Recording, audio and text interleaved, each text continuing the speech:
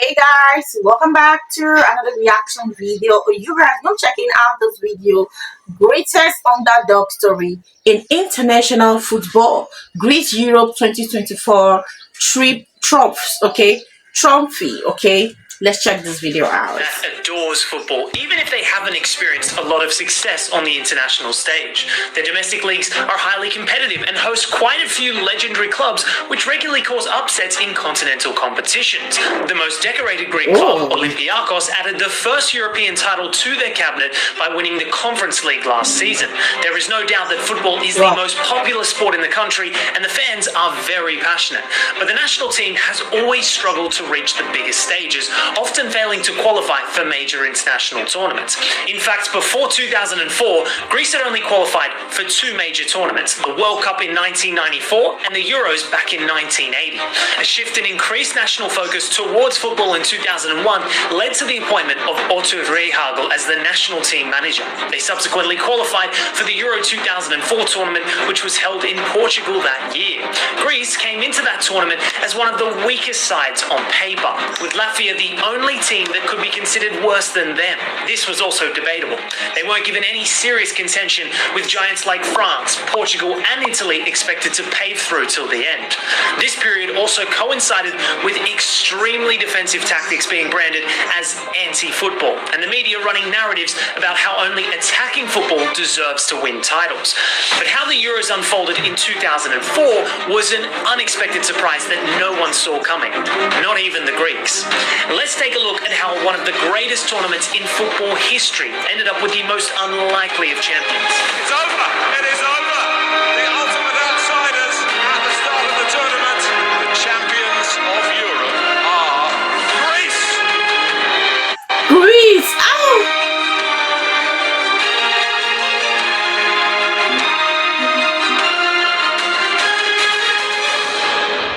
The story of how Greece stunned Europe. Oh my god, they actually call Greece the champion of Europe in the football soccer game, you guys.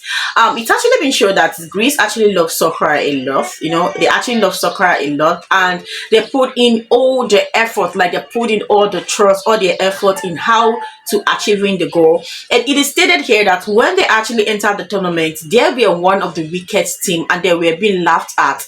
But today, what I'm hearing is the strongest of it all in the European tournament is actually Greece. That's a very beautiful journey, That's In 2004 begins 3 years prior to the tournament. The Greek Football Association had realized the need to change the national team structure if they were to have any chance at qualifying for the big tournaments. In came Otto Yeah, they had to change a it. German tactician who had been managing clubs in the Bundesliga for about 3 decades, including Werder Bremen, Borussia Dortmund, Bayern Munich, and his most notable stint with FC Kaiserslautern. Before taking over the Greece job in 2001, Rehhagel had managed to get Kaiserslautern promoted to the first division in the 1996-97 season, followed by winning the Bundesliga title the very next year in 97-98. The very first agenda he set up at the national camp was to put the nation above domestic club rivalries. The Greek clubs back then had fierce rivalries, and this flowed over when players from different clubs would have to play in the same team. Rehhagel refused to deem this acceptable, and thus a new philosophy of Greece first was born in 2001. Remember that iconic Beckham stoppage time free kick that raised the roof at Old Trafford? That came against Greece in a World Cup qualifier, barely a couple of months into Otto Rehhagel's reign. Greece almost pulled off a 2-1 victory until Beckham made it 2-2.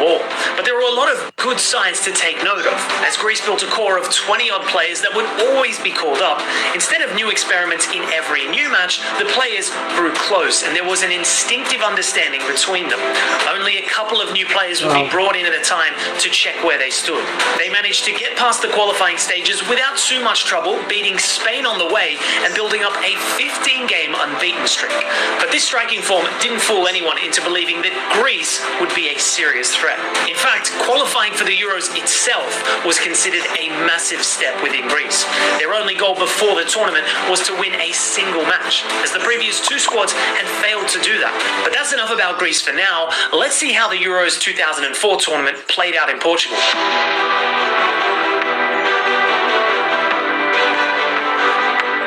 There were 4 groups groups with as many teams in each. Greece was in Group A with Portugal, Spain and Russia for company.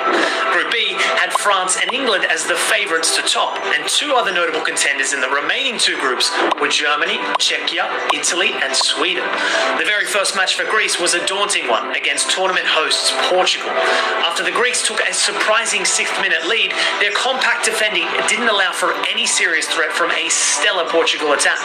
Cristiano Ronaldo was subbed in at half-time, and the inexperienced prodigy gave away a penalty just 6 minutes into the second half. Bastina's struck the second goal from the he spot, actually gave and away a they continued to penalty. defend deep into their box. Ronaldo managed a stoppage-time consolation goal as he headed Luis Figo's corner into the back of the net. But Greece had not only stunned the host, but themselves as well. Suddenly, the Greek squad had already achieved what was considered a historic victory on the very first match day.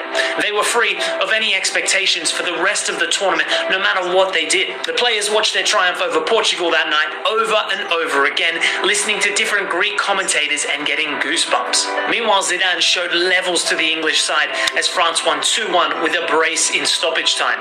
The second game week saw Greece manage a 1-1 draw against the Spanish side, while Portugal won against Russia.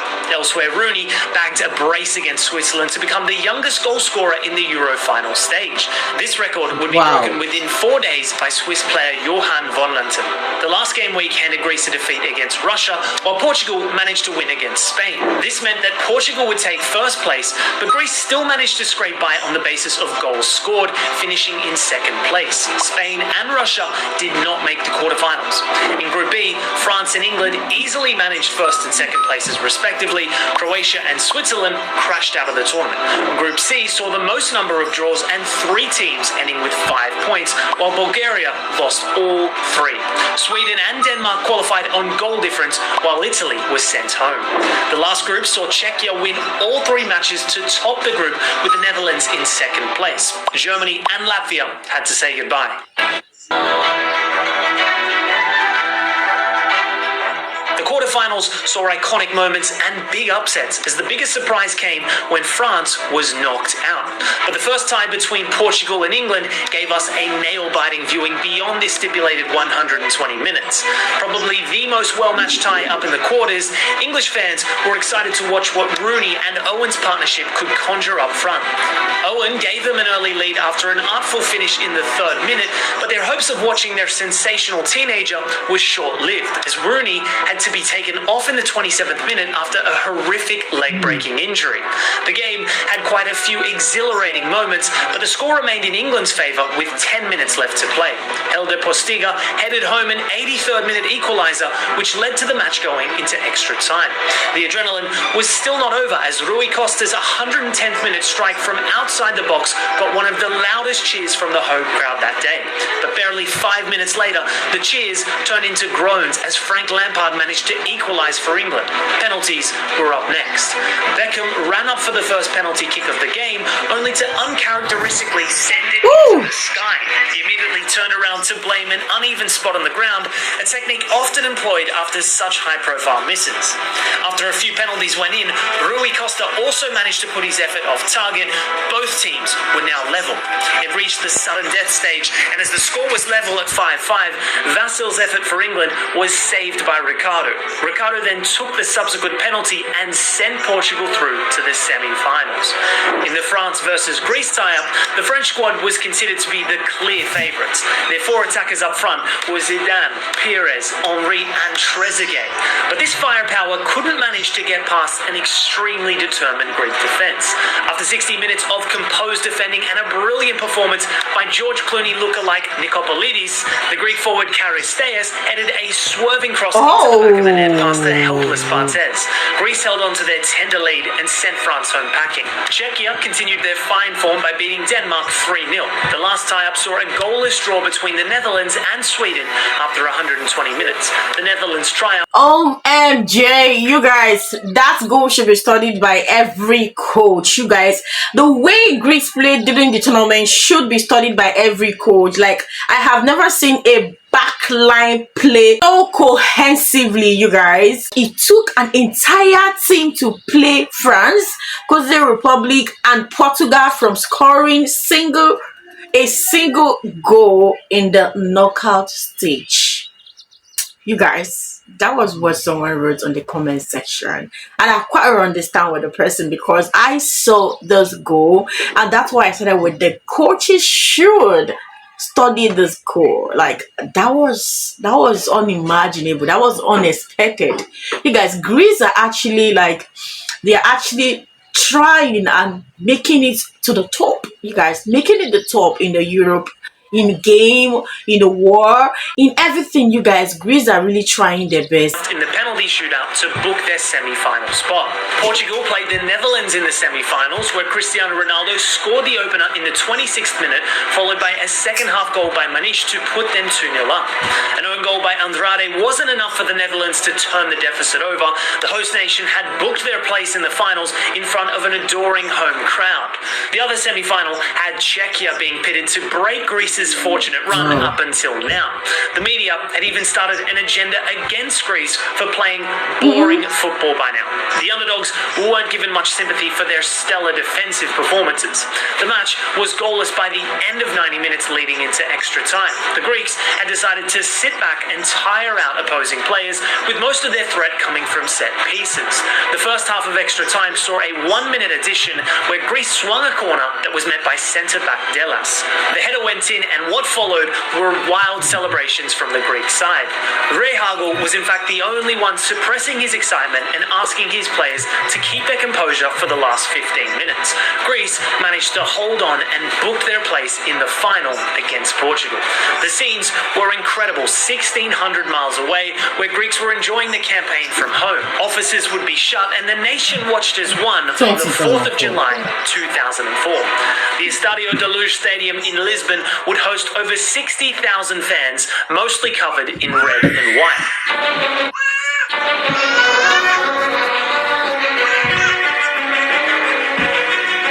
The Euro 2004 tournament had come full circle, as the opening game of the tournament was to be replayed in the final. Greece hoped for a repeat of history, while the Portuguese yearned for their first Euro title. What followed was a unified defensive masterclass from Greece. They stayed narrow and fought with vigour. They tackled bravely and focused aggressively on attacking set pieces. In the 57th minute, their immense discipline paid off, as their only corner kick of the game led to their number 9, Karisteas, heading in the winning goal. The celebrations that followed were truly emotional, as the Greeks ran around the pitch while some burst into tears. They lifted the trophy, the happiest bunch of people in the world, for a brief moment. The Greek captain, Theodore Zacharakis, deservedly received the Player of the Tournament award for his outstanding leadership throughout the tournament. An underdog story reached a satisfying ending once again in football. Even though the English media couldn't help lashing out against the anti-football victory, the Greeks couldn't care less. Their victory was enjoyed by Greeks at home and travelling fans alike. Rehagel led Greece to their most successful era from 2001 till 2010, where they further went on to participate in the Euro 2008 tournament as well as the World Cup in 2010. Both ended in group stage exits, and Otto announced his retirement shortly after, but his reign would be remembered forever. A film was released in 2021 titled King Otto, depicting his historic heights with Greece.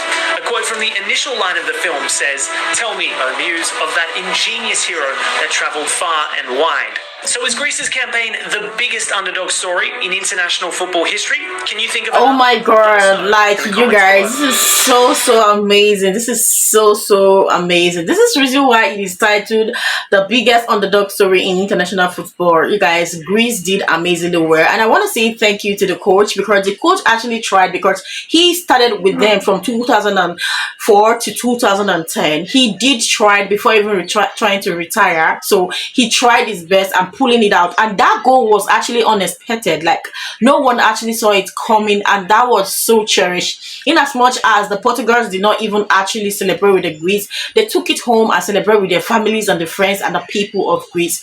That was a very achievable stuff that was actually being achieved by the Greece. And in times of football, Greece actually play their hard and they make sure they work hard in actually bringing back the cup home. You guys, watching this actually make me, fall more in love with Greece because I was actually at the war part, the battle part, and I got this notification.